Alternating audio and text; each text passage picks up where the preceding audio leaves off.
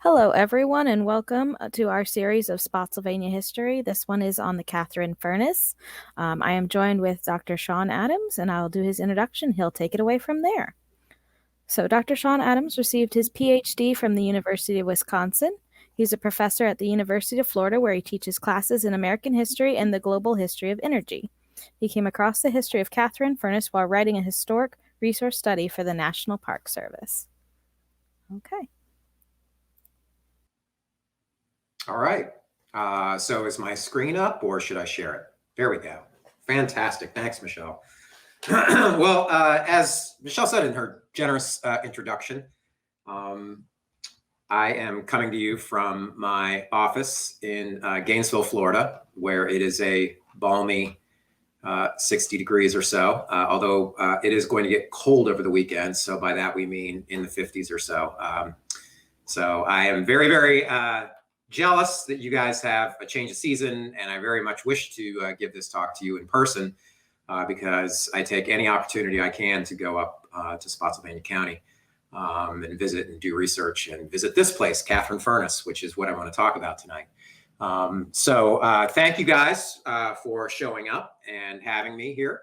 And I'm always excited to talk about industrial history and always excited in particular to talk about Catharine Furnace. So what I want to do tonight is a couple of things. First, give you the kind of basic history of Catharine Furnace. You may or may not have visited it. You may or may not know what it is.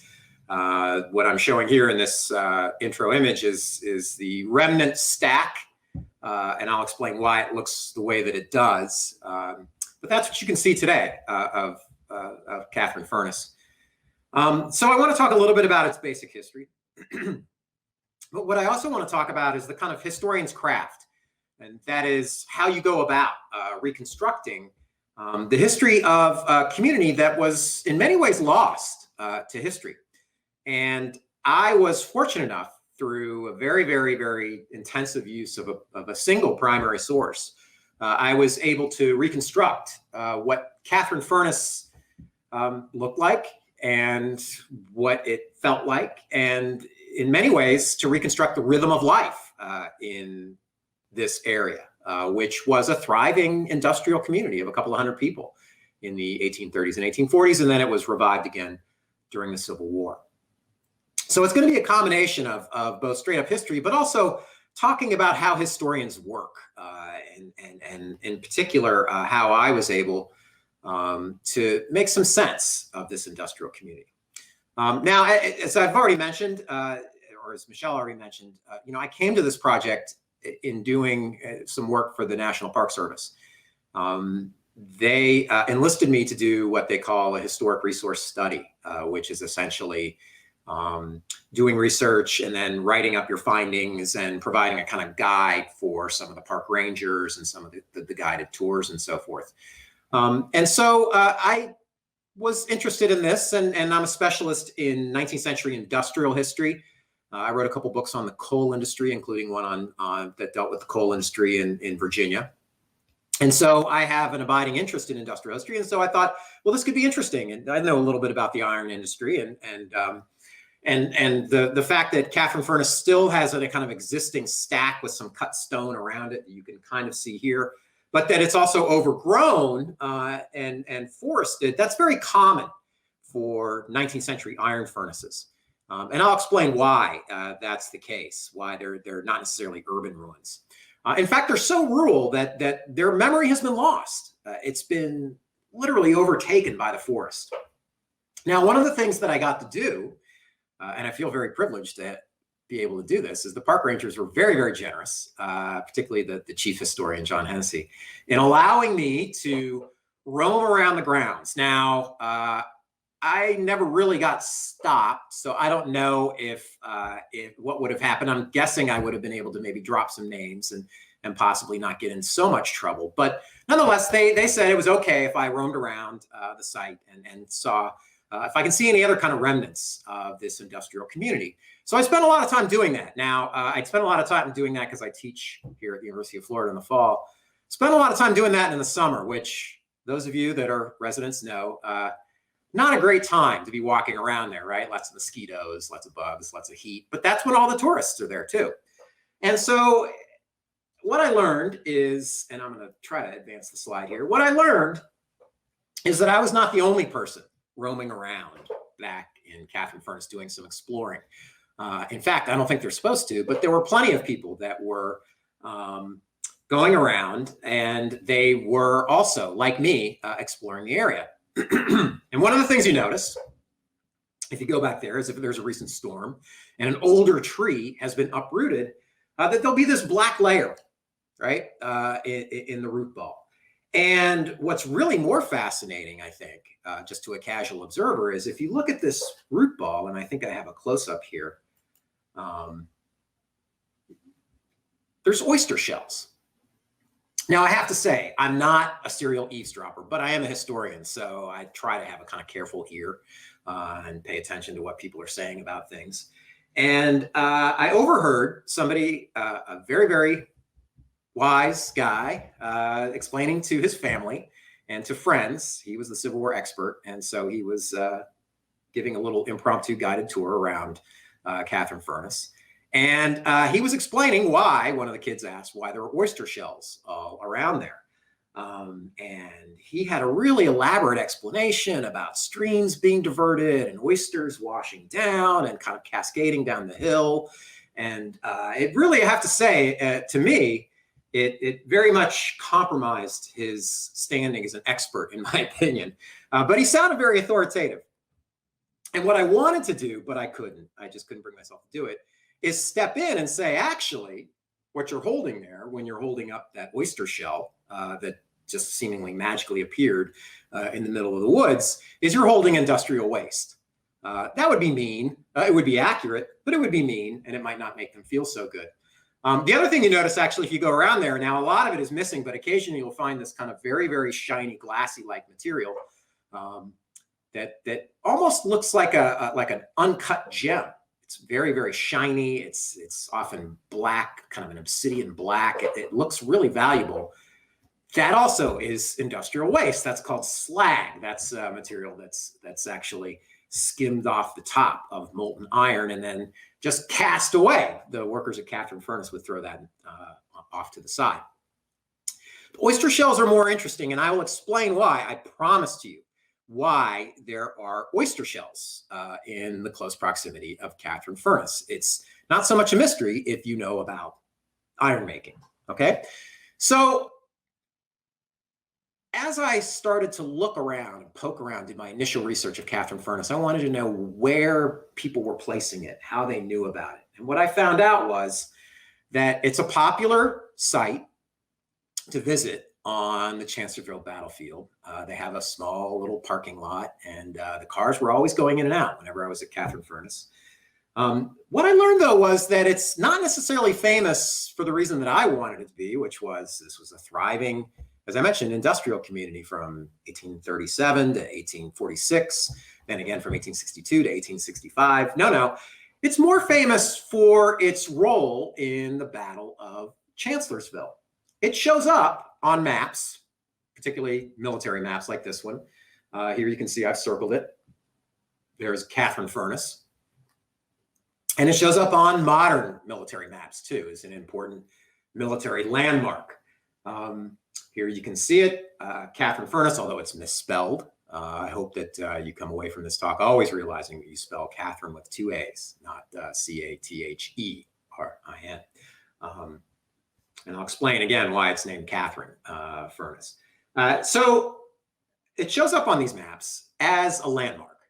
It is important really in the extant history for one thing.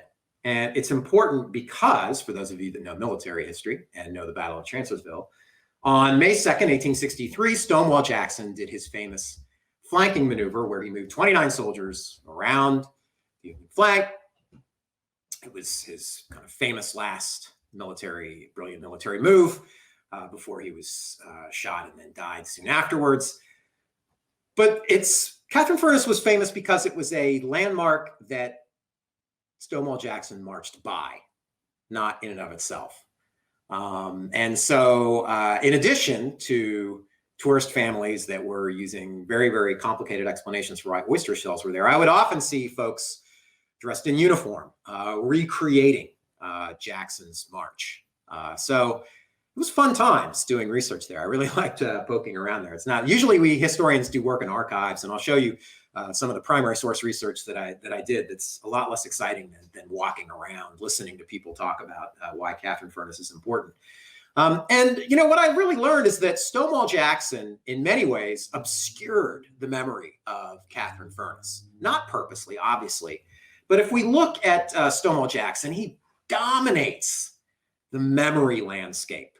That's a kind of fancy term that we historians now use when we talk about memory as opposed to history. In other words, the way that we remember and commemorate things like the Civil War, like the Battle of Chancellorsville, like Jackson's flanking maneuver, like, for example, Stonewall Jackson's arm amputation. There's the tombstone to his arm. Stonewall Jackson dominates the region of Chancellorsville, and maybe that makes sense. It was his greatest victory. It made him a legend in Confederate history. He was also famously where he passed away down at the Stonewall Jackson Shrine, which I have to say, as an aside, I'm always really fascinated to hear that with all the kind of revisitation of Confederate monuments, the idea that the Stonewall Jackson Shrine is still a part of the National Park Service really amazes me. I mean, I guess it's in a rural area, and it's not that subject to scrutiny, but it's an interesting place. And there what you see is very, very careful attention, right, to the circumstances in which Stonewall Jackson died, the story of his last not only days, but his hours and minutes. It's a very kind of reverential place, and it demonstrates the kind of grip that Stonewall Jackson has on this area in terms of its memory landscape. And I think that it explains why Catharine Furnace has what I'm calling here in this talk a hidden history. We don't know that much about Catharine Furnace other than it is a landmark. And the Civil War, in many ways, obscured a wider interest of mine, which is the industrial history of the South. Now, you're not here to kind of shout out answers, and I apologize for that. But what I would do if you were here is ask you guys to shout out who this distinguished professorial-looking person is. And without the shout outs, what I will do is I will answer that question. It is Edmund Ruffin. Edmund Ruffin, a wealthy planter, also an intellectual at the time. He was the editor of a journal by the name of the Farmer's Register. He was a big proponent of plantation slavery. In fact, he was probably most famous in his scientific career for experimenting with marls, that is, mineral fertilizers. The idea was he wanted to rejuvenate the Virginia soil so that he could make, among other things, so that he could make the state's agricultural sector more profitable and stem what, at the time, when he was writing these things in the 1840s and 1850s, was perceived as a kind of decline in Virginia's agricultural productivity. And so he's writing about this in the Farmer's Register. He's giving lectures, very well respected in scientific circles. Now, you didn't necessarily want to talk politics with him. Even his neighbors thought that Edmund Ruffin was a little extreme in his politics, very, very strong, what we call a fire eater at the time, somebody that felt very, very strongly about secession, so much so that when South Carolina seceded and you had the first shots at Fort Sumter, Edmund Ruffin went through a transformation. I would argue not unlike the transformation that Catharine Furnace went in. The Civil War obscured all of this memory I've been talking about. And instead, what we get is an honorary member of the Palmetto Guards. And for those of you that might have heard of Edmund Ruffin before, probably what you know him as, two famous things that he did related to the Civil War. He's commonly credited with firing the first shot on Fort Sumter. They kind of ceremoniously let him pull the lanyard on the artillery piece that shot at Fort Sumter in Charleston Harbor. As I said, he was a big-time secessionist, made a very big impression on the Palmetto Guard, and here he is in his uniform. That's the first thing he's famous for. The second thing he's famous for is being a very ardent Confederate patriot. In fact, so ardent that when the Confederacy fell in 1865, he took, I don't know if it was this rifle, but he took a rifle and shot himself to death. He argued he would rather commit suicide than live under what he called Yankee rule. That's Edmund Ruffin. But the point here is that Edmund Ruffin's whole career was really wiped out by his involvement in the Civil War. Now, I'm not complaining about that. If you look up Edmund Ruffin, I haven't looked him up in a while because I know about him, but I suspect if you look him up in Wikipedia or Google him, probably what you're going to get is a lot of Edmund Ruffin, the guy who fired the first shot of the Civil War. Edmund Ruffin, the guy who was so consumed with Confederate patriotism that he would rather die than live under Northern rule. You probably won't get that. Maybe you will, but my guess is on first glance, you won't get the fact that he had spent this entire career as an agricultural reformer.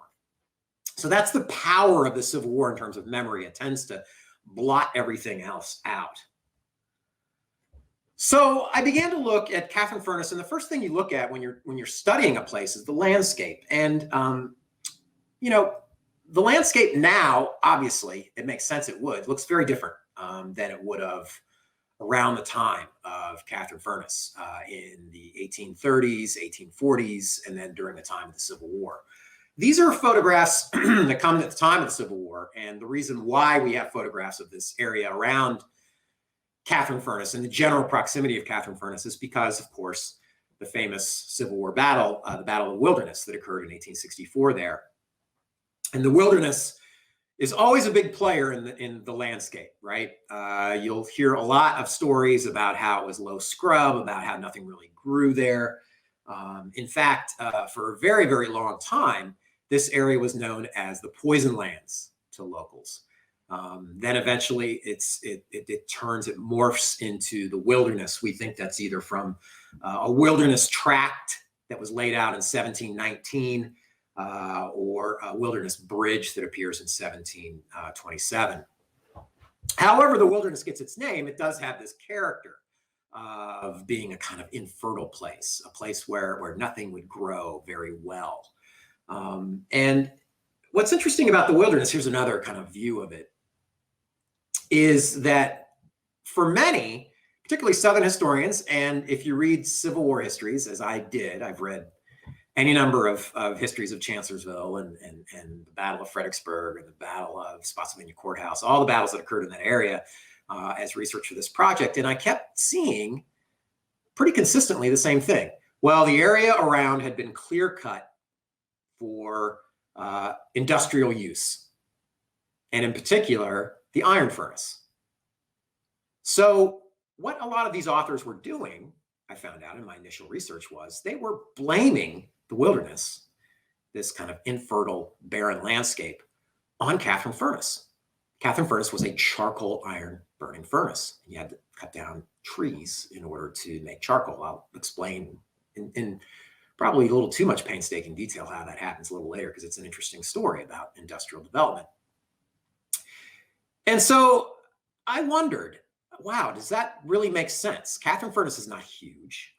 We estimate that it made about 623 tons of iron a year. I wonder if that could be the case, that this was clear cut, or is this a kind of remnant of a lot of these myths about the Old South, that the Old South was this agricultural area where industrialism just didn't fit, didn't make sense, right? It wasn't compatible with the white Southern, and I guess black Southern, although enslaved Southern lifestyle there. I was skeptical, and sometimes it helps as a historian to be skeptical. And so I started crunching the numbers and doing research in charcoal iron making in the 19th century, drew upon the knowledge of the staff, particularly Noel Harrison, in terms of his encyclopedic knowledge of the area, and found out actually, and I don't want to crunch all the numbers because it's not the most exciting thing in the world to talk about square acreage that's required for cubic bushels of charcoal and so forth. What I found out was that Catharine Furnace probably needed about 9 or 10 acres, probably clear cut about 9 or 10 acres 9 or 10 square miles of woods. over the course of its existence. You needed about little less to run Catharine Furnace, a little less than a square mile of forest. And it was around for 10 years by this time. And so it was in operation rather for 10 years. And so you needed about 9 to 10 square miles. And Spotsylvania County is 400 square miles. So there's no way that Catharine Furnace was responsible for this. In fact, what I found with some more research was that it had been called the Poison Land since the 1730s and 1740s. And in fact, what happened was agricultural production was in fact the culprit here. It was tobacco production in Spotsylvania County that ripped through during the tobacco boom of the 18th century, enervated the soil, and left the poison lands in its place. Now it's a little more fertile. It looks a little more grown, but the wilderness was kind of solidified in memory because of this battle. Again, it's the Civil War obscuring, or in this case, I would argue, distorting an industrial history. As I'm explaining to you tonight, Spotsylvania County does have an industrial past. It does have an iron making tradition. Now, it's a small one, but it's there, and it's not incompatible with the region. In fact, there was an individual by the name of John Spotswood Wellford that found it very, very compatible with the region. But nonetheless, here's another example of the Civil War memory landscape kind of crowding out all the other areas. And of course, the wilderness becomes a particularly gruesome place because if you know the history of the battle, you know that it caught fire, the area caught fire. People were incinerated, wounded soldiers were incinerated. It was said of folks that witnessed the battle, you could hear the screams of the wounded all night. It was an awful, awful situation. And it really kind of became almost mythic in its horribleness. And, you know, it occurs in 1864 near the end of the war when the war is really wearing on people. So it fits very well into this narrative. But it didn't fit well into my narrative of Catharine Furnace. So, okay, I'm finally getting at the history of Catharine Furnace, or as it's known here on a map as Welford's Furnace. Now, why is it called Welford's Furnace? Well, because there are a number of people that contribute to the history of Catharine Furnace. Probably the most significant, because it was part of his whole vision for transforming this area, transforming Spotsylvania County into an industrial center, was this guy, John Spotswood Wellford, son of a prominent physician, very prominent family in Fredericksburg, owned land out in Spotsylvania County, had grown up in a place of privilege, was a Whig by political persuasion. In fact, was a member of the anti-Jackson Committee of Spotsylvania County, or rather of Fredericksburg. And when Henry Clay, the kind of perennial Whig candidate for president, came through the region, he actually stayed with John Spotswood Wellford. So he's a prominent individual. Now, what's interesting about John Spotswood Wellford is in many ways he's a traditional white Southern patrician. He owned people. He was a slave owner. But he was also a member of the American Colonization Society, which was the kind of mildly anti-slavery organization at the time. But he also, his family became members of the, I believe it was Fredericksburg Anti-Abolitionist Society. So what the colonizationists believed is that you should gradually emancipate African Americans from slavery, and then, of course, repatriate them to Africa. That's why we call it a kind of mildly anti-slavery organization. Many prominent slave owners, like John Spotswood Wellford, Henry Clay, James Monroe, were members of the ACS. So in many ways, he's a traditional Virginia patrician, but in other ways, he's not. John Spotswood Wellford really wanted Fredericksburg and Spotsylvania County to develop. He wanted it to look more like the North, for lack of a better way to put it. He wanted it to have internal improvements. He wanted it to have industry. And unfortunately for John Spotswood Wellford, he was really a failure at it in a lot of ways. For example, he gets involved in the Fredericksburg and Potomac Company, which is a turnpike. That goes belly up in 1834. He then gets involved in the Rappahannock and Potomac Creek Railroad. The idea is to build a railroad link to northern markets. Ultimately, that fails in 1835. He's then involved in the Rappahannock Navigation Company, a canal company that's going to improve the Rappahannock so that you can send canal boats up and down the Rappahannock River. That fails in 1836. 3 years in a row, he's involved in these three projects, and they all kind of go away. He owns land, as I mentioned, in Spotsylvania County, and he spends a good deal of the 1820s and 1830s writing to northern investors saying, this is amazing land. There's all this iron ore there. There's wide open spaces. It's not necessarily good farmland, so it can be had cheap. We're building this network of roads and canals. He didn't quite mention that they were going to fail because he didn't know they were. He was a visionary, right? And so John Spotswood Wellford has all of these plans. None of them seem to come into fruition. Finally, in 1836, he sees a development occurring. There's a real spike, a real boom in the iron industry. Iron, an important industrial commodity, basically doubles in price over 5 years or so. In 1836, it's about $50 a ton, where it had been about $25 a ton in 1832. Now, what John Spotswood didn't know, he had impeccable timing, was that in many ways, this price surge in 1836 was a result of price surges everywhere. And we call this the kind of boom or the push of 1836, which is going to come immediately before the panic of 1837, which was this major financial panic in the United States, followed by years of depression. So in many ways, John Spotswood Wellford kind of couldn't win, but he decides in 1836 that he is going to invest himself in an iron furnace. And he's going to build it on his land. Tired of trying to attract northern investors, tired of trying to develop Fredericksburg as a kind of industrial center and a manufacturing center, he's going to do it himself. And so in 1836, he gets a charter from the Virginia State Legislature to create, he and some other investors, to create the Fredericksburg Iron and Steel Manufacturing Company. And he builds a furnace at the present day location, and he names it after his mother, Catharine Welford.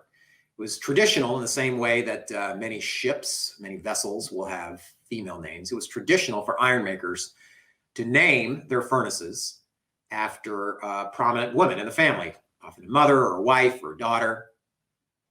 I don't know if that's romantic or not. I'm a 21st century person, but in the 19th century, my guess is it was considered a way to honor that woman, is to name an iron furnace after her. So that's how Catharine Furnace got its name. And Catharine Welford spelled her name with A's. So that's why you should always spell Catharine Furnace with an A and not with an E. Now, I knew that Catharine Furnace was in existence from 1837. The company is incorporated in 1836. It takes a year or so to build the furnace. It's a pretty extensive endeavor. And it's around until 1846. And I didn't know much else about it. I could find the articles of incorporation in the state records, in the state legislative records in Virginia. And I could find out who was an incorporator. And I could find out how much they were authorized to own 5,000 acres of land. You found out the basics. The real gem and the way that I was able to reconstruct and kind of recover this industrial history that had been so obscured over the years was through this, a relatively small account book, the accounts of Catharine Furnace with John S. Welford. John Welford decided he would run Catharine Furnace, he would manage it, and pay himself as an employee of the Fredericksburg Iron and Steel Manufacturing Company. So he kept detailed records of all the expenses that were involved, that were related to Catharine Furnace. And the Fredericksburg Area Museum held it.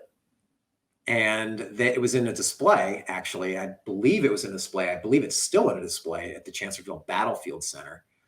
And and they let me use it. So they let me use a museum piece, literally a museum piece, and do research. And I thought, oh, account books. I'm a pretty well-seasoned industrial and business historian. I studied the history of capitalism. I have looked at countless account books and balance books, and I got to tell you, some of them are quite sparse. Think about your checkbook. Think about whether or not a historian 100 years from now would look at your checkbook and be able to reconstruct your life. Probably not, right? So I was a little skeptical about what I was going to find. I thought, oh, okay, well, maybe I'll find out maybe how much he paid workers. I might be able to find out how much iron he sold, let's see. And so I opened it up, and what I found was that John Welford is an amazing record keeper. He's very, very fastidious. It's why I feel, sorry, I don't mean to laugh, but poor John Welford tried so many things and wasn't necessarily that successful at them. But he kept really, really careful records. In fact, he kept such careful records that I was able to really get a kind of day-to-day account of the way that Catharine Furnace operated. So this is what it looked like at the time. And then if you blow it up here, what you can see is now, again, this just looks like a kind of meaningless list of things. But if you notice here, there's William B. I haven't read the Catharine Furnace book for a while. You eventually learn 19th century handwriting.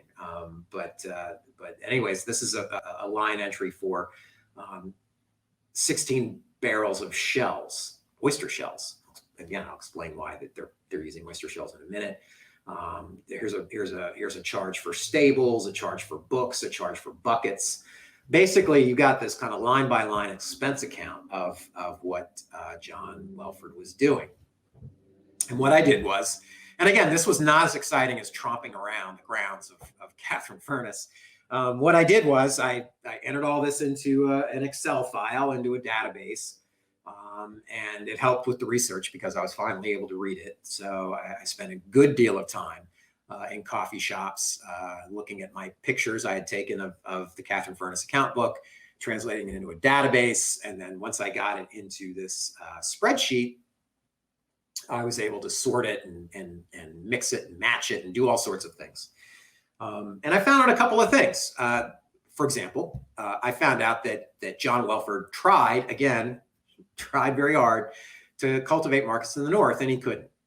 He shipped his iron that he made at Catharine Furnace up to New England to a merchant in, I believe it was in Connecticut. The merchant didn't like it. Said it didn't really answer well for his purposes. He entered into a contract with some local Richmond folks. That didn't end all that well either. So he tried civilian markets. Eventually, he gets into business with the federal government, and he provides shot and shell for the U.S. Navy and then later on the U.S. Army. So he becomes a military contractor. What I learned, again, and you learn these really fascinating things, is that in the 19th century, military contracts were signed with individuals. So what Welford did was he signed his contract to provide X amount. In this case, his first one was in 1841. He signed a contract for 70,000 pounds of solid shot for the U.S. Navy, just little cannonballs. And he did that individually, as an individual, not as Fredericksburg Iron and Steel Manufacturing Company. So as an individual contractor, he then used and charged Fredericksburg Iron and Steel Manufacturing Company to make that shot and deliver it to the Navy. So what I was able to do is use this account book to reconstruct the life of Catharine Furnace. And here's what I found. I mean, if you look at where he's selling this iron, as I mentioned, he first tried it in the South, in Richmond. He was involved, if you know Richmond at all, you know Tredegar Furnace. He knew the proprietors of Tredegar Furnace, and he tried to sell some iron there that he hoped they would make into cannon. They didn't like his iron all that much. So he tried the North.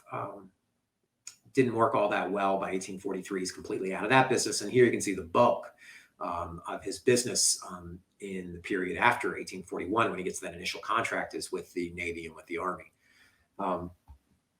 So he's a military contractor. Now, he kept such great records. This is amazing. That he kept records of gifts that he would give to various clerks in the Navy and Army offices up in Washington, D.C. He would go visit, he would secure these contracts, and he would give a gift of $25 to these clerks. It might have been a gift out of the goodness of his heart that he decided he was so overwhelmed with gratitude that they had bestowed this contract on him to manufacture shot and shell. And he just, out of benevolence, gave $25. That's the way I like to see it. You might see it another way. But anyways, Welford kept a record of it. He said, oh, yeah, I gave $25 to this guy. I gave $50 to this guy. That's how close these records were. So I knew about the business history. I knew about John Welford's history. I knew whether or not it broke even, and it did. In fact, it was turning a profit. Welford finally had his moment of great success, right? Now, I keep saying it stops in 1846, and there's a reason for that. Unfortunately, John Welford dies unexpectedly in 1846. The moment, and if you think about it, if you know your U.S. history, you know that the United States is about to enter into a war with Mexico in the late 1840s. There was going to be a lot of demand for shot and shell, and probably afterwards as they replenished their stock of shot and shell. At the moment in which he probably was going to make a ton of money in the iron business, he passes away unexpectedly. Charles Welford, his nephew, I believe, might have been son, I'm not certain, tries to carry on the business. His heart's not really in it. The Welfords are not necessarily an industrial family, although John Welford was. In fact, his family goes on to become famous physicians and residents of the area, but they don't really get involved in the iron business. Charles Welford ends up selling Catharine Furnace, and the business goes under. But not before there was a thriving iron industry there. And so the other thing I wanted to do, in addition to understanding the business history and understanding Charles Welford, we often stop at that. I wanted to recreate what life was like there, what it was like for the people who worked at Catharine Furnace. And again, I had to do a lot of research, some of it on the area itself, but some of it, frankly, when you reconstruct the past and there's not extant records of what workers did, what they were like, what kind of lives they lived, you have to go off and find records from other similar enterprises. And so I did a lot of research in the 19th century iron industry to find out what Catharine Furnace workers were like. They were out there in the middle of, relatively, the middle of nowhere. They're a good ways from Fredericksburg.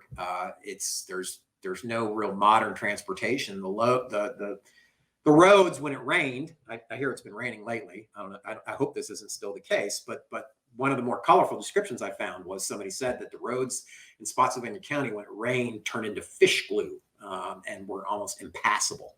So you couldn't pop over to Fredericksburg for some entertainment. You were out in this industrial community. Now, there were boarding houses, and the company would provide you with meals. But other than that, there wasn't much to do but work. And the way that iron making operated had a particular rhythm. So here's a cutaway from an 1854 book, a little later than Catharine Furnace, but this is what it would have looked like, showing a cutaway of the furnace. And here you have the area called Bosch, where the magic is made. And essentially, I think I have an image here. Yeah. So the way that furnaces are built, and you can kind of see this if you go to Catharine Furnace today, you can see the remnants of this, is they're often built at the base of hills. And the reason for that is that what you need is up here, you charge the furnace. You dump 3 materials into a blast furnace in the 19th century. You dump iron ore, and there's plenty of that all around Spotsylvania County. In fact, that's why Welford built Catharine Furnace where he built it. You need charcoal as a fuel, and I'll talk about that in a second here. And you need what's called flux, a material that when you burn the fuel and melt the molten iron ore, there are impurities in there, but will eventually become slag, that industrial waste that I talked about. That looks really pretty now, but it was industrial waste. You need something to bind it together, right? Something that'll tract it, usually like a limestone. And so the easiest source of this for John Welford, and I found entry after entry after entry, was he made a deal with local Fredericksburg taverns. He said, you serve a lot of oysters, you get a lot of oyster shells, you're discarding them in the back in a big barrel. I will buy those oysters from you. and I will use it to make iron at Catharine Furnace. That's why there's oyster shells out in the middle of the woods. You had some careless workers. Not all those oyster shells made it in to the furnace as flux.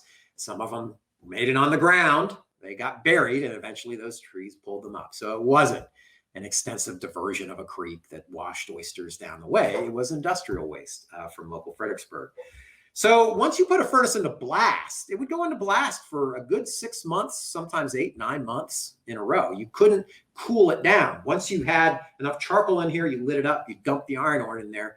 The iron ore would melt, and you just kept dumping those materials in there because you didn't want the furnace to cool, because it took a lot of energy for it to cool. Now, eventually what would happen is the lining would wear down or would break, or the weather would cool down enough, and and then you'd have to stop. You would clean out the Bosch and so forth. And those were the downtimes for iron furnaces. But what furnace men said is when the furnace is in blast, you were kind of constantly attending to it. And periodically what you would do is you would tap that furnace. You would draw off the molten iron in the bottom, and that's what you're seeing here. This is not Catharine Furnace, and this is not Catharine Furnace. This is just a kind of representation to show you guys how it worked. And they would have an area of sand called molding sand in the area around. They would tap it. The molten iron would run out. It would go into these areas, form these kind of bars. Early iron makers said it looked like piglets suckling at a pig's tit. And so that's why they call it pig iron. So there you have it. If you ever wondered where pig iron came from, I don't think it necessarily looks like pigs, but it probably did back in the 15th century or whenever they gave it that name. Iron making is an old and very kind of honored tradition, and iron molders, those folks that molded things into iron shapes, into skillets, into anvils, into shot and shell, were very, very fiercely proud of their craft. There was a lot of basic labor that went into the charging. You could be a coalman, as they were called, even though they were using charcoal. They would call them coalmen, and that what you're doing essentially is shoveling that charcoal into carts and dumping it in the furnace stack. You could tend to the furnace. You could be a furnaceman. You're dealing with these incredibly high heats and tapping the furnace. You're skimming off the slag, and when it cools off, you're just discarding it somewhere away from the furnace. They didn't care that much about pollution at the time. And molders, it was a universal trait. What's interesting is this image. You look for good images to show people what iron molding looked like. What they would do is they'd have these clay molds, and they would have the shape of whatever they wanted to make in there, and you'd pour the molten iron in there. Now, often what they would do is they would make the pig iron, which is the basic refined iron in a blast furnace. Then they would have, and Catharine Furnace had one of these, they would have what's called a cupola furnace, a smaller furnace where you could melt down the bar iron. And then you had, this is a more modern image here of an iron molder at work, and they're pouring that molten iron into the molds. Then eventually you'll break the molds, and the iron will retain its shape. They're very guarded about their skill, about their strength, about all these sorts of things. And so they commanded pretty high wages, iron molders did in the 19th century. Now, the issue is a lot of these iron molders were pretty rough characters. They were working with molten iron, and that's no joke. It's hot work. It's dirty work. They were often working, hours and days at a time. When a furnace is in blast, the iron molder has to be around a lot.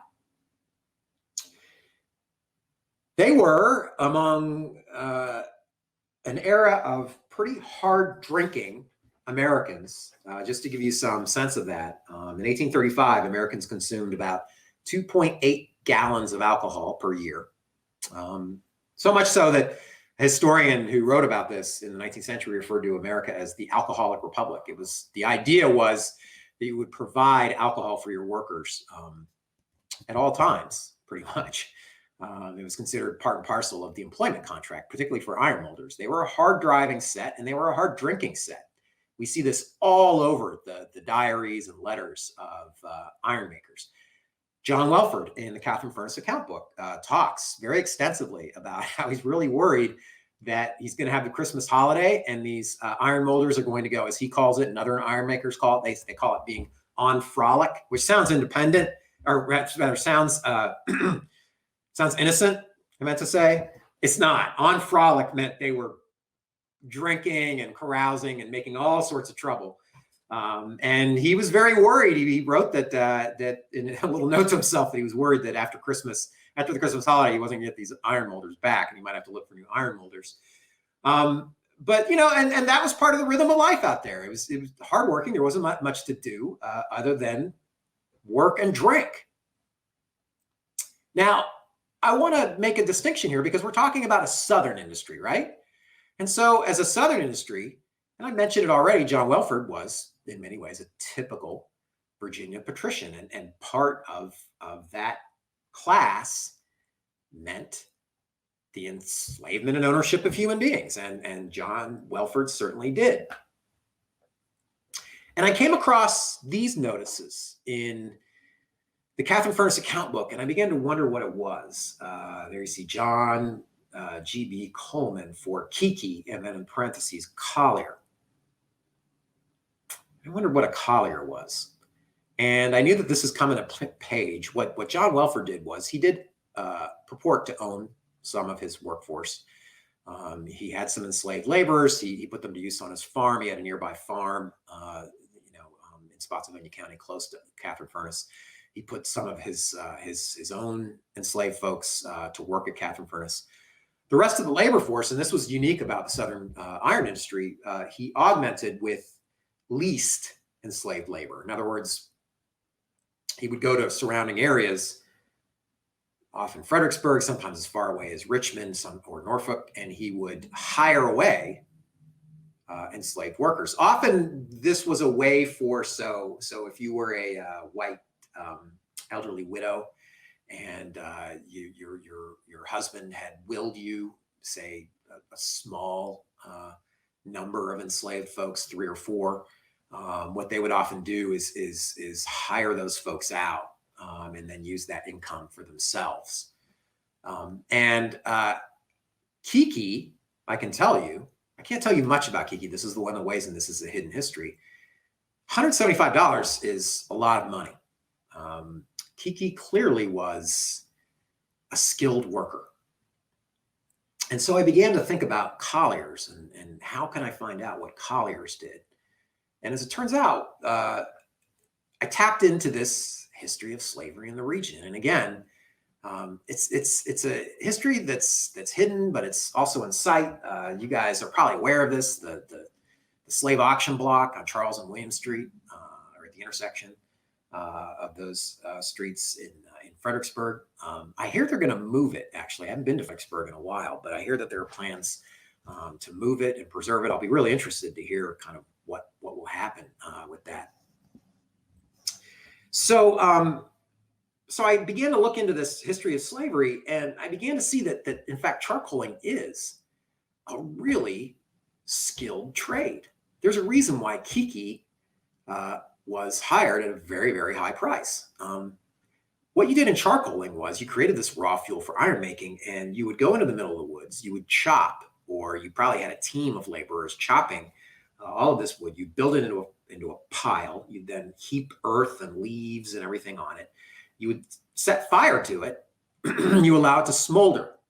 You poke holes in it, let smoke out, but you didn't want it to burn too much. What you wanted to do, if you ever use lump charcoal, charcoal is essentially distilled wood.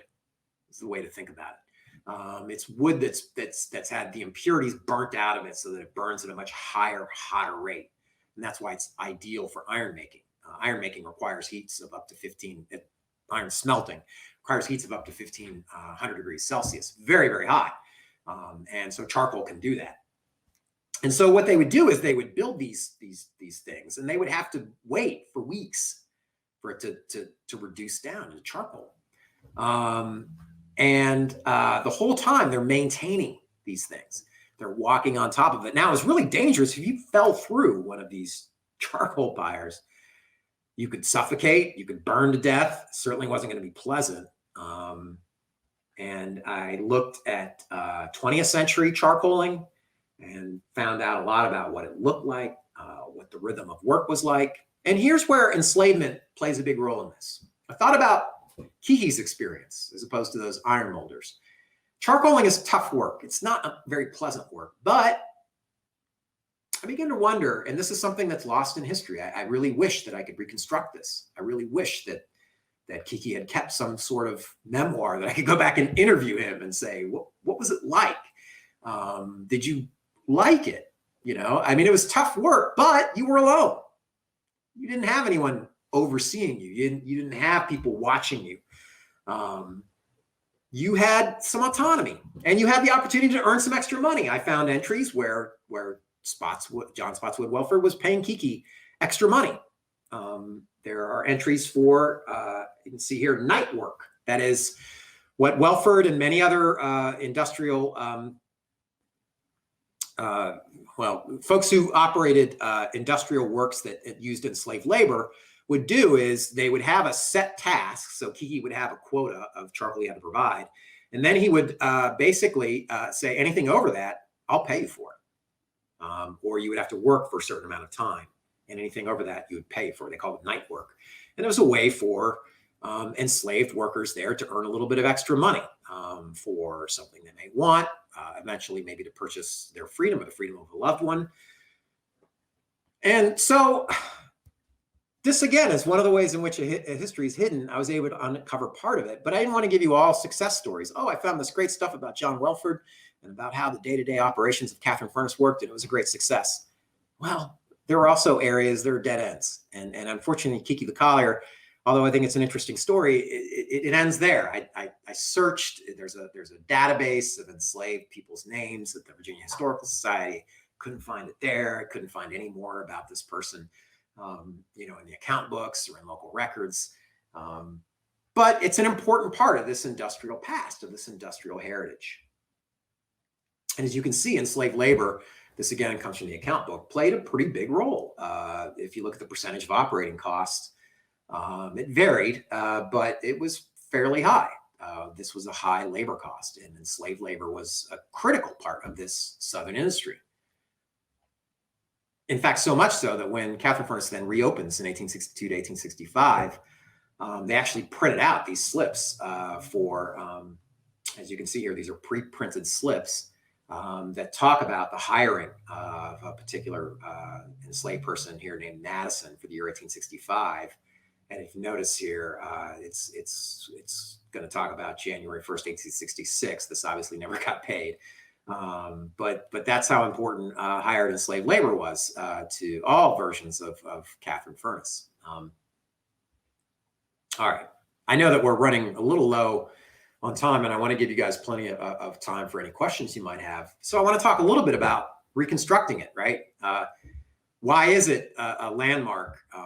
Well, because they knew that Catharine Furnace was there. Now, after Catharine Furnace goes permanently dark in 1865, actually Custer burns it. George Custer burns Catharine Furnace in 1864, the Battle of Wilderness. It's then rebuilt briefly, and then it goes into operation, and then it eventually falls into disuse. There are some plans to kind of restarted in the 1880s, but they really fall by the wayside. Eventually, local residents took away a lot of the cut stone and used it in their houses. So there are probably some houses in Spotsylvania County that have Catharine Furnace stones in their foundation.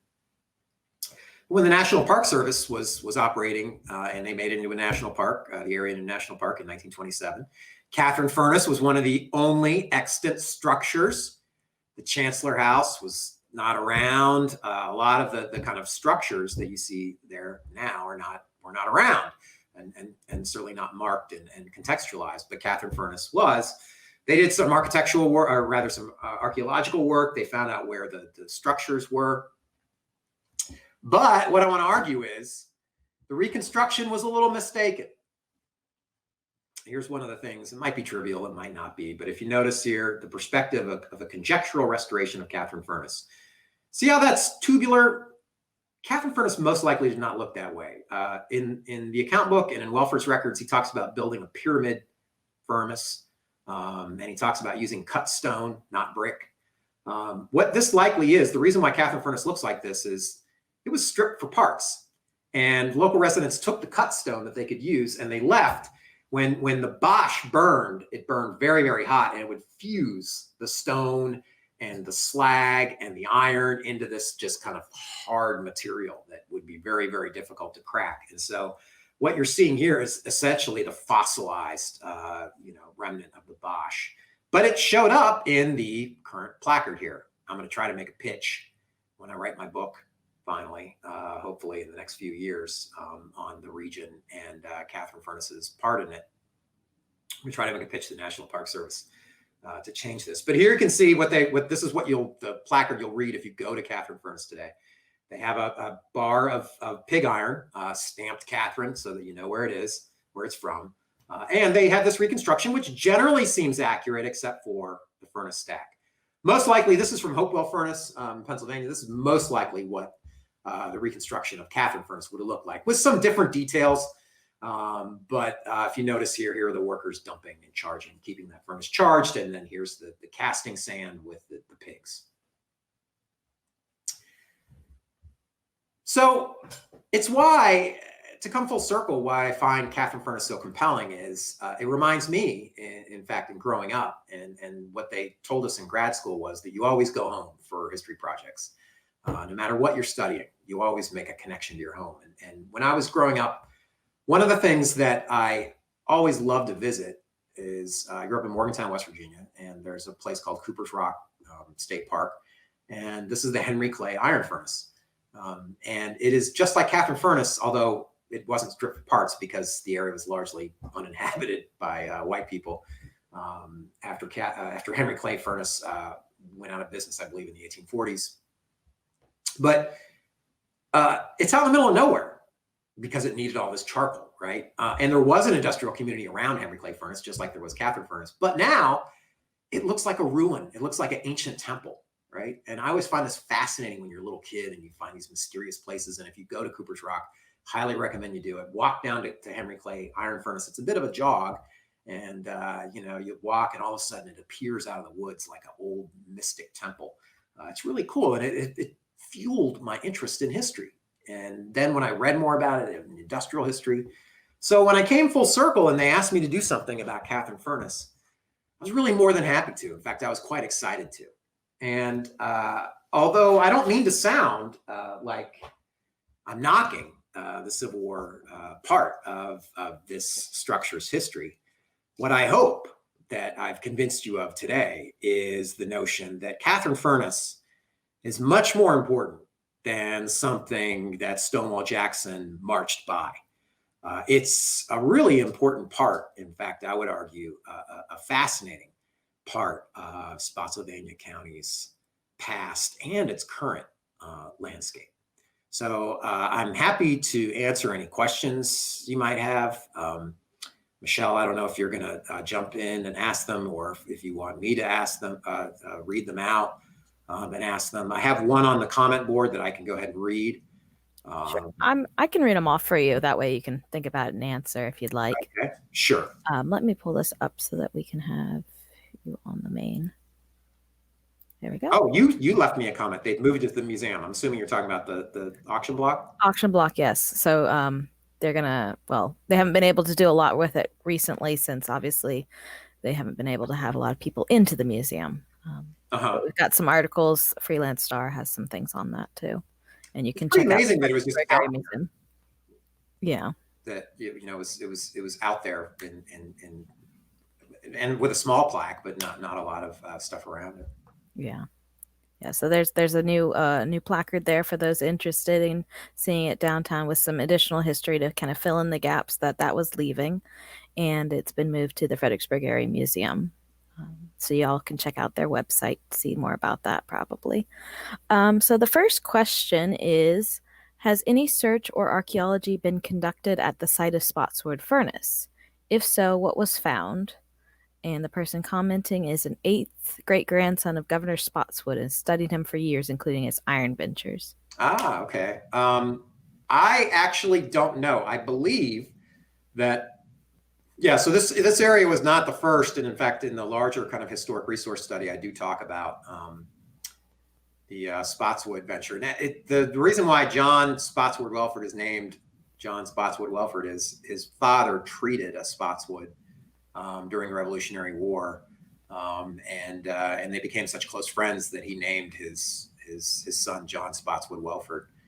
What I have found out, I'm not a Virginian by birth, but what I found out about a lot of these patrician families in Virginia is they really like to recycle names. And so when I was doing all this research on John Welford, I was like, oh, I found a Welford. And then I realized it's like they had all these names, Spotswood Beverly Welford and Beverly Spotswood Welford and so forth.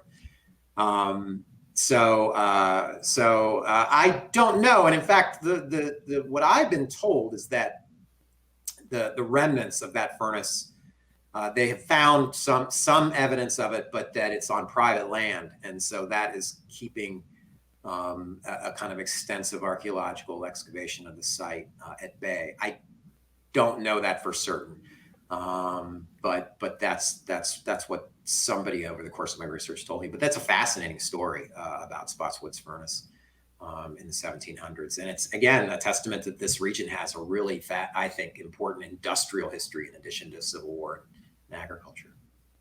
So sorry, I can't answer that definitively. Next question is, I must have missed what your thoughts were for all the strip timber in the area of Catharine Furnace, if not used for the furnace.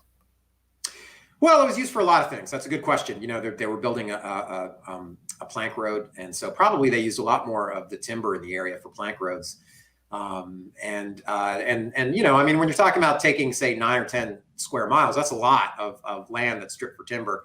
You needed fuel for charcoaling, and you needed fuel for you know, for all of those buildings. You know, if you look at, if I can get my conjectural view up here, if you think about it, you know, you had a little small community here. You had a boarding house, you had a coal house, you had a bridge house, you know, and all these places have fireplaces and so forth. So, you know, so a lot of it was used for fuel wood for that. I guess the point I was trying to make in terms of debunking the idea that the wilderness was created by in the need for industry is that Catharine Furnace didn't require the math didn't make sense. In other words, the wilderness was a huge area of low scrub, and there's no way that Catharine Furnace would have required that much wood fuel in order to operate. So, you know, it was a way for me to kind of understand how this myth that industry somehow made the poison lands was not true. It was actually agriculture. Okay, and next question for you is, are you on Facebook at all, Sean? That he'd like to keep in touch with you so you can get your future book. Oh, thank you. I am. I am also, if I can make a plug, if you go to my website at the University of Florida, I run a program called Inquire Capitalism. And I do have, if you look at the research section in there, both in my personal page at the University of Florida, but also in the Inquire Capitalism site, I do have a little thing about what I plan to do with this larger book on Catharine Furnace, which is to look at the area both before in the time that you're talking about, Todd, the Spotswood era, and then also draw it forward to the future, and talking about the 20th century when they're trying to preserve the area and look at the military park, the origins of the military park, because that's obviously a big change in the area. You know, it goes from being a kind of marginal agricultural industrial area to a major historical and memory site. But yeah, Todd, I'm on Facebook. Jackson Shrine is now. Can I read this one? Sure, go ahead. Excited about it. Well, I'm not excited about it, but Jackson Shrine is now called Jackson Death Site. I did not know that. See, there are so many things. I need to get back to Fredericksburg and Spotsylvania County, obviously, because I didn't know that y'all tore down the bridge that I used to walk on every day when I was doing research at Chatham, and would come into downtown and have lunch and would walk across that bridge. That's gone now. The slave auction block that I would always, when visitors would come, I would always take them by there and show them that. As an interesting piece of local history. And now I hear that the Jackson Shrine is no longer called the Jackson Shrine. Let me, can I ask a follow-up question to the audience? Do you guys know, I mean, was that in the recent kind of renaming of monuments and so forth that happened? That they renamed Jackson Shrine into Jackson Death Site? Jackson I'm not did actually sure sound. when that changed over. Yeah, I'm not sure about that Yeah, one. that sounds a little nastier than Jackson Shrine, but I can understand why they might feel a little nervous about calling it Jackson Shrine, given the politics of the day.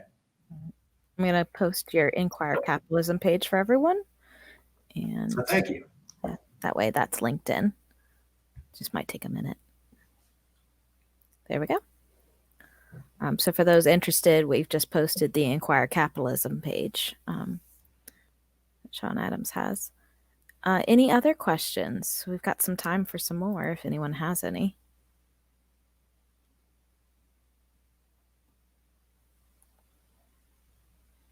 Well, while you wait, if you don't mind, I don't know if everyone knows what a plank road is, and we do have some still called plank road in our area, but if you Yeah. could maybe define that for viewers.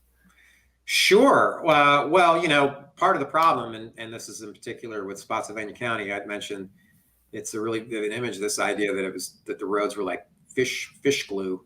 The mud roads were tough, and there were a couple of things you could do. There was in the 19th century, early 19th century, there was a process called macadamization, where you would take kind of crushed gravel and lay that out. It was very expensive, very labor intensive. There was also the plank road, which essentially was taking, heavily forested areas. You'd take chop down trees, saw them into planks, and lay planks on the road. And that way you didn't have to worry about mud. Now, as you can imagine, it's very, very expensive and labor intensive. And in fact, I believe the plank road is unfinished, that they never quite finish it the way that they want to. And eventually what they realize is it's actually more cost effective because these planks rot and so forth, to use that kind of crushed gravel macadamized system. Okay, it looks like we've got another question. Okay. Fredericksburg has such a deep-rooted history regarding enslaved Africans and their enslavers. Have you researched anything interesting?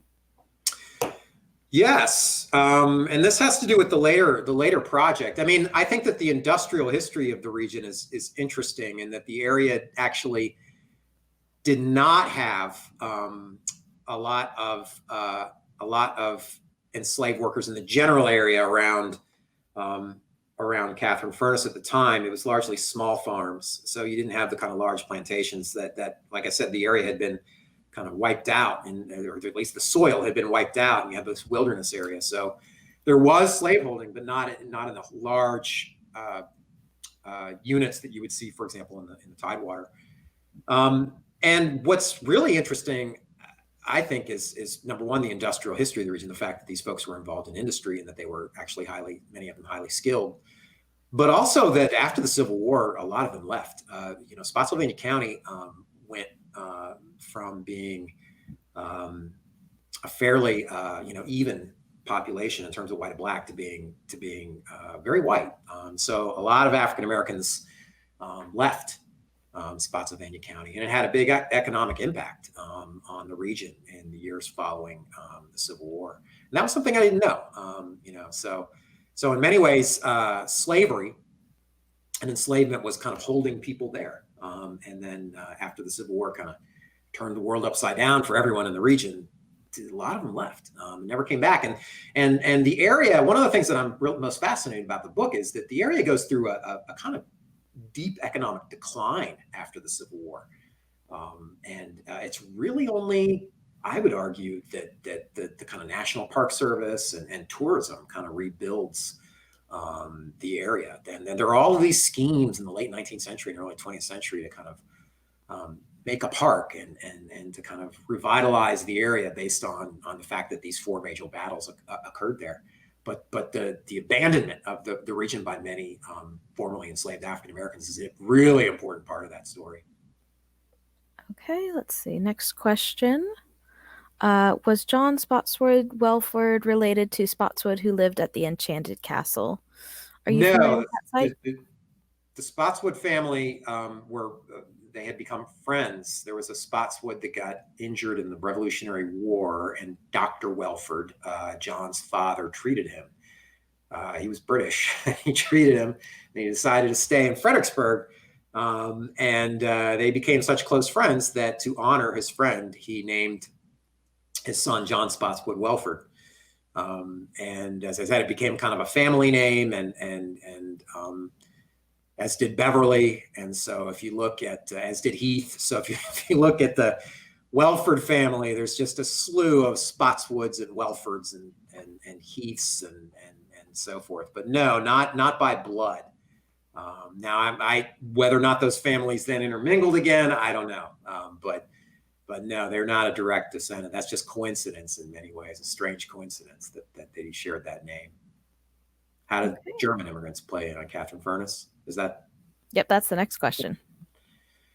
Well, there's Germana, the settlement in the colonial era, where they basically shipped German immigrants. It was quite common to send contract labor, folks that would have been skilled in making iron. As I mentioned, iron workers are very skilled. It's tough work. It takes a lot of skill, and for that reason, many iron makers were willing to put up with stuff like drunkenness and disorderliness. They were like, these molders. It's pretty stunning how consistently iron entrepreneurs like John Welford and folks out in the Valley of Virginia and so forth complained about iron molders being drunk and annoying all the time. And sorry, this has nothing to do with Germans. I'm not saying that about Germans. But what I am saying is that they would often take these, in the colonial period, they would take whole communities and kind of contract them out and basically say, well, now we know you're going to make iron in this new setting. And so they did that in the area. Although I believe at first the idea was to be involved in lead mining. I'm not certain. I didn't review the part about colonial era. But by the time of Catharine Furnace, he relied on kind of itinerant laborers that were around the area, and as I mentioned, enslaved workers that were hired away from the surrounding areas. Okay, this is slightly different. Some of my enslaved African ancestors were servants at Chatham. What do you know about Chatham and the Fitzhugh family? Not as much as I should. I worked at Chatham. The National Park Service was extremely generous in allowing me to work there, and I was fascinated by it. And when I was tired of transcribing the notes and looking at the rich collections, I would walk around the grounds, and it's a beautiful place. But like so many beautiful places, it has this history of both wealth and enslavement.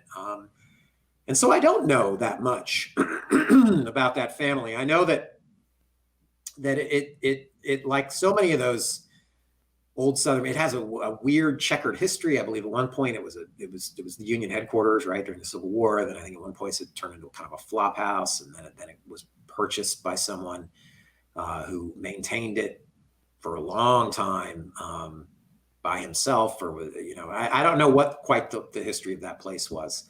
But I live in Florida, where my house is considered old because it was built in 1970. So that's what I'm working with. So that's why I guess I'm always fascinated by places like Chatham that have that long and really varied history.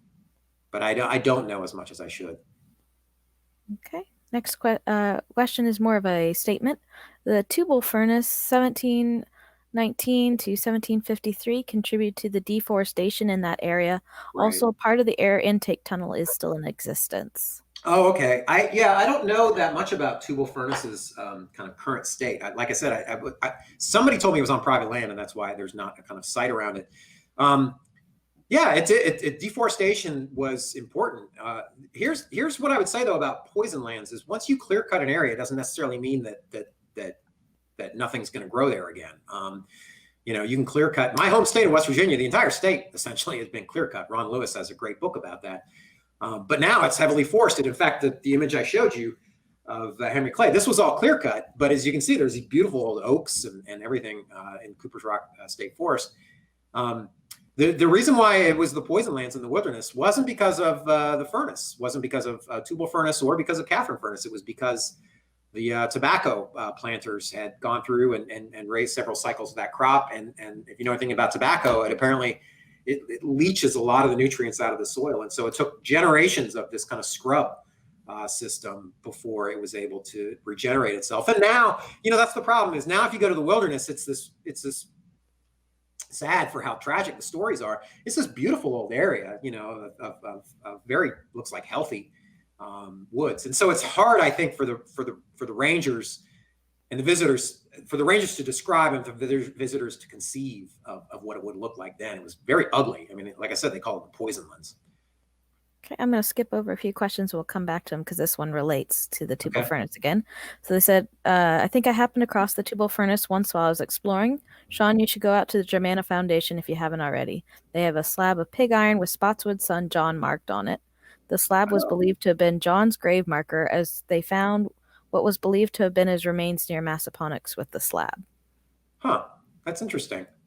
Yeah, I definitely should go there. You give me yet another excuse to come up there and research this area.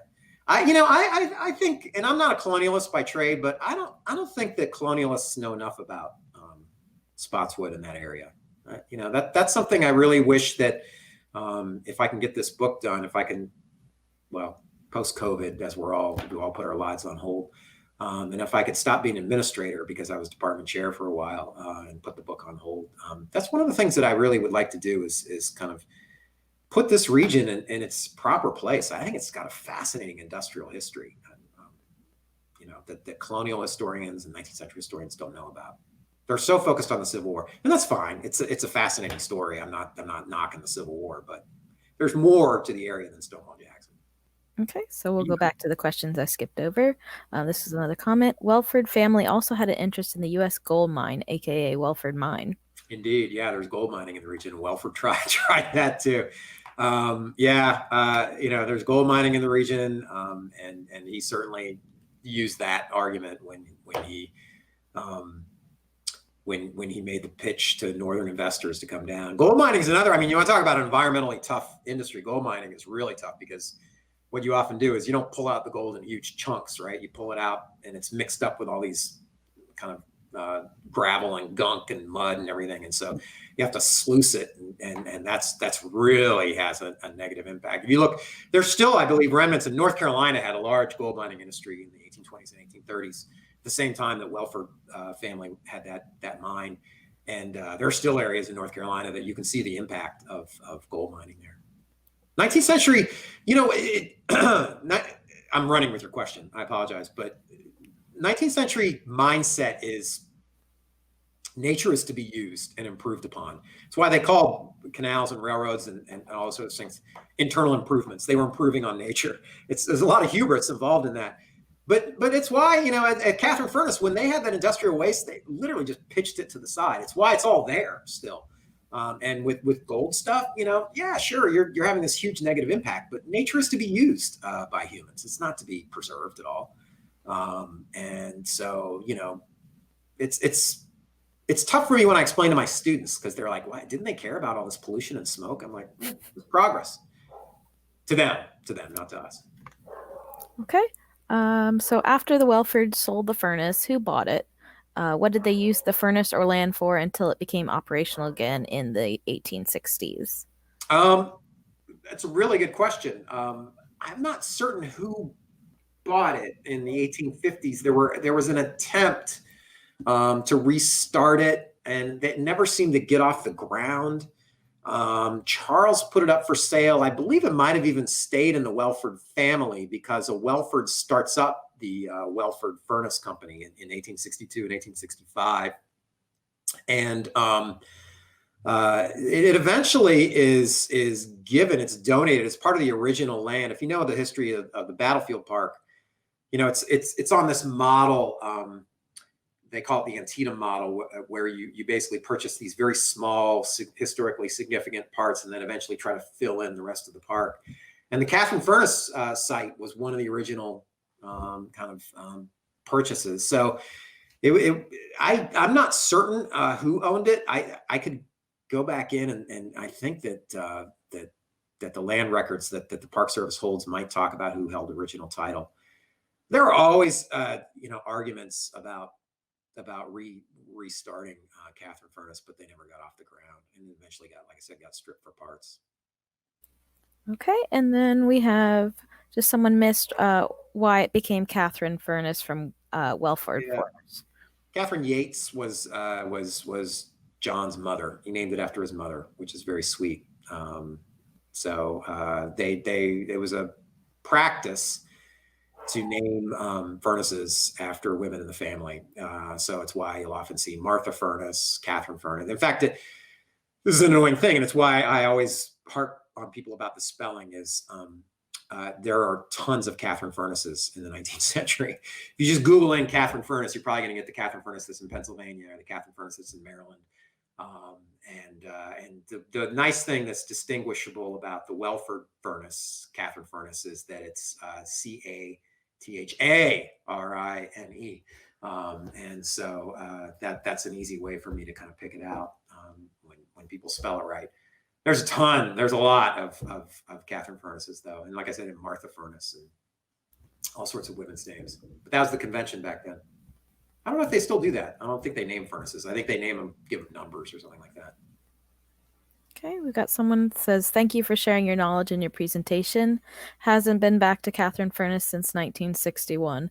Looked for a wagon filled with rifles and shot from campaign. Never found. Did get the worst case of chiggers I had ever found from a low wet area surrounding furnace. So I guess beware of bugs. Furnace had fewer stones. I found that out the hard way, wearing shorts up in that area, and and went back to my hotel and had a pretty miserable couple of days. So I've learned now to wear jeans when I'm roaming around that area. And you know what? I have a funny story that I can tell you guys if we have time. Do we have time? Yeah, we've got about 6 minutes. Okay. So one of the things that the Rangers told me, and I didn't realize this, is I guess it's a felony to bring iron or what do they call this, metal detector onto a national battlefield park, or at least it's a felony to use it to get artifacts now. But people still do it, and apparently they will go up, because it's a significant site, as you said, sir. This is where Stonewall Jackson marched by, and wow, maybe I can find a relic from Stonewall Jackson. So they get there, and maybe it's early in the morning or late at night or something like that, and they fire up the metal detector, and apparently the thing goes crazy, and they're like, "Oh my God, I've just hit the mother lode of mini balls in this area." But what it is, it's an old iron furnace, so there's just tons of iron ore and remnants of iron, and so that detector is going to go off, but all you're going to find are like maybe a chunk of iron ore, and I guess if that's considered a Civil War artifact, then that's important. So they kind of got a laugh out of that this old industrial site is still playing tricks. But it's an important part of the history of the area too, because one of the things I found in my research on the period after the Civil War is that in the first phase, believe it or not, of people kind of going over the battlefield and picking up all these remnants, there were canteens everywhere and uniforms, and it was just all this stuff was just laying around because they'd had these three major battles. They used to sell lead by the pound. They would pick lead from the mini balls, and they wouldn't sell them as mini balls. They would sell them by the pound as lead. It was cheaper, and it was so abundant. These mini balls were everywhere. I mean, you have accounts in the 1870s, and they're still talking about stumbling across skeletons, still talking about canteens being everywhere, still talking about all this detritus everywhere. And at a certain magic point, that stuff goes from being trash to invaluable artifacts. And that's what I'm really fascinated by as a historian of capitalism is how does that happen? How does something go from being this nuisance that you keep tripping over when you're trying to plow your field to, oh my God, I found a Union soldier's canteen, and it's priceless. So. Okay, we've got 4 more minutes if anyone has another short question or comment to add. And if not, we'll probably wrap up about here. I'll just give you all a minute.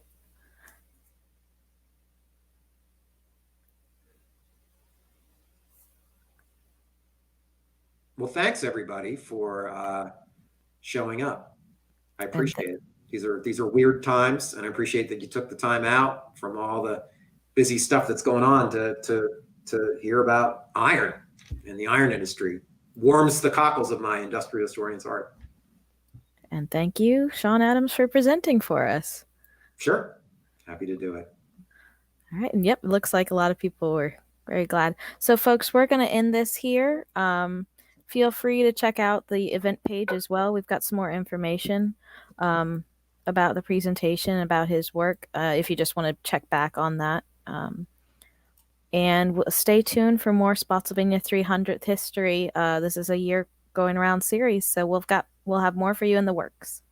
All right, take care, everyone. Thanks.